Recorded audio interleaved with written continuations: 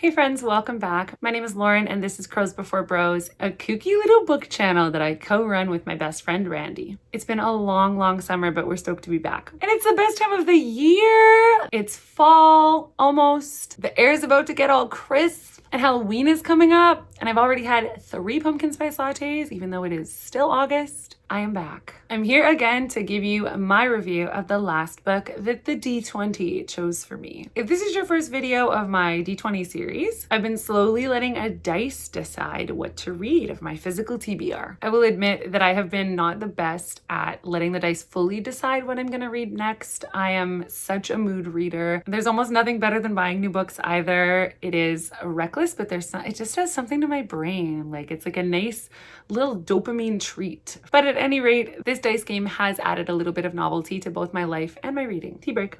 Last time I chatted about Armada, which was a kind of a sci-fi light novel by Ernest Cline. And this time we'll get into a brief spoilerless review of Greenwich Park by Katherine Faulkner. A short aside, in my last video, I did call it Greenwich Park. Because I'm an idiot. I have since talked to my token British friend, thanks Oliver, and I have learned that it's pronounced Greenwich, and so me, the total fool, will correct from now on. Closer to the end of this video, I will let you know what else I've been reading over the summer here, what I would recommend, what I might not recommend, and what my hopes are for this fall, and also what I'll be reading next based on the dice's decision. So, Greenwich Park is a thriller. It was released a couple years ago in 2022, and it's by Katherine Faulkner. It seems, based on Goodreads, that it is her debut novel, and it clocks in at 384 pages. For a debut novel, I think it was a pretty good one. I have read some real stinkers this year, and I had a decent time with this book. Let me tell you about it. Helen, our main character, is hella pregnant, and she decides to go to a birthing class in her neighborhood, and ends up doing that birthing class alone. Her friends, who were introduced to pretty early in the book, are pretty flaky and end up bailing on her. She doesn't end up getting to go with any of them to the birthing class. Her husband also kind of ditches her in this part of the book. He is the sort of archetypical, stereotypical architect, big wig kind of man.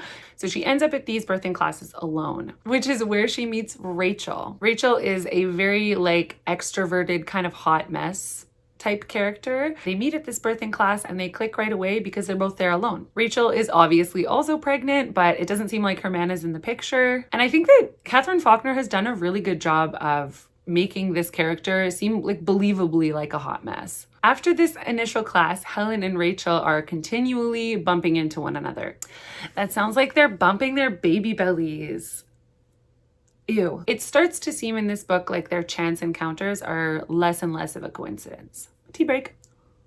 I think this is where the book really shone for me. We are seeing Helen's original friend group being really flaky and unreliable, and then also Helen's husband is neglectful, I think. He is super caught up in his work. They barely talk through this first sort of chunk of the book, and also their house is under construction, which I could imagine being very stressful under the best of times. This storm kind of brings Helen a lot of stress, and I think understandably it makes her neglect the red flags she's maybe seeing in Rachel. Rachel is able to kind of worm her way into Helen's life, and in a way that makes Helen go, why am I even friends with this person? It is a really interesting, nuanced mix of I think she feels a little bit of pity for Rachel in her hard situation. And also she's feeling some loneliness because she's not getting as much connection from her friends or her husband. I think it makes it a really believable book. She's not finding the support that she needs. So she allows this kind of creepy character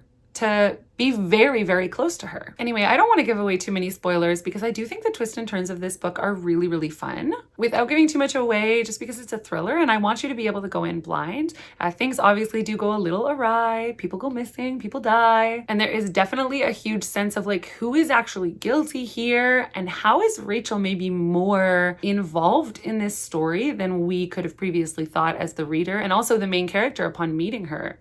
It ends up being not so much of a chance encounter, and I'll leave it at that. This thriller was decent. I wouldn't say that it's in ranks with my favorite thrillers, but it is also certainly not the worst of them. When I think of thrillers like Wrong Place, Wrong Time and House Across the Lake by Riley Sager, these books made me want to quit reading. And I can't say that this was like that. I did enjoy reading it. It was fast-paced mostly. The cast of characters isn't so large that you feel overwhelmed or like you don't have a sense of who people are. And I think all the twists made sense too. I definitely suspected the guilty parties early on, but I don't think that took away from the enjoyment of reading the book. So if you're looking for a thriller this fall, I would recommend this one. If I'm remembering correctly, I actually think it takes place in the fall/early winter.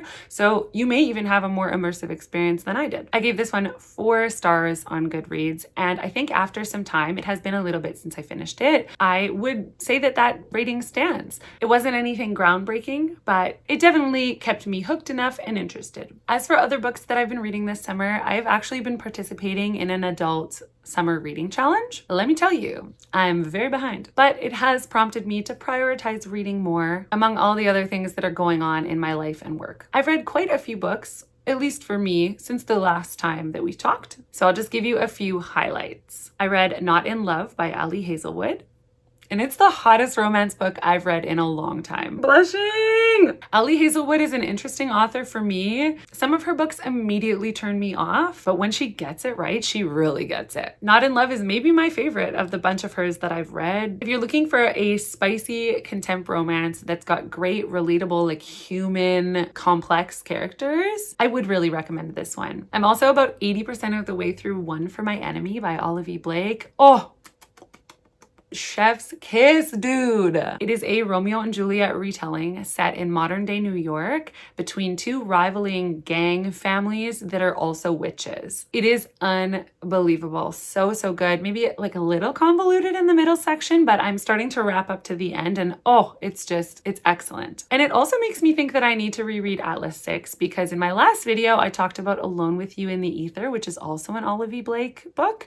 And she has very quickly taken up ranks with some of my other favorite authors like V.E. Schwab or Leigh Bardugo. For a low light, this is gonna get me some negative comments. I also slogged through Project Hail Mary. I know.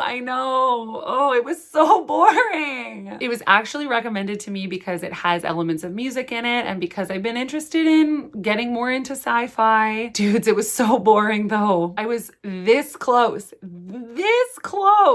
DNFing it. And I only kept with it because it was recommended specifically and because I want to be a sci-fi girly so bad. It just was not for me. I think the real clincher for me in any genre book is that I need to really like the characters, or if I don't like the characters, they need to be like intensely readable. I mean, this book is just one guy in space. They only had one opportunity to give me a character that I wanted to read about and they failed. Don't come for me. I know this is a super well-loved book. People love Project Hail Mary. And guys, at least the first 250 pages are so boring. Please keep recommending me sci-fi books. It's not that I don't like space. I love space. Okay, I've recovered myself. Let's let the dice decide what I'm gonna read next.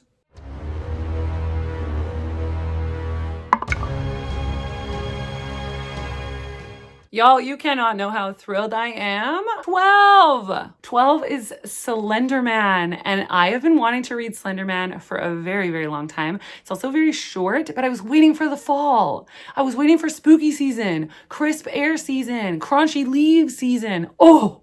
So next up on my list is Slender Man, and I'm literally gonna start it today because I wanna be scared as heck, dudes. I'm really looking forward to reading something kind of spooky. I read my first T. Kingfisher in the summertime, and it's gonna be my horror girly era. On that note, I'm gonna let you guys go. Thank you so much for sticking with us. I know that we're not the most consistent in terms of booktubers, but we do really love chatting with you guys about books, and we're so stoked to have you here. If you like the vibe here, consider subscribing. We are always so happy every time we see a new subscriber. And yeah, stick around, comment. We do genuinely take your recommendations to heart, so please give us things to read. Give me a sci-fi book with characters that are cool. We'll see you next time. We love you so much. Bye!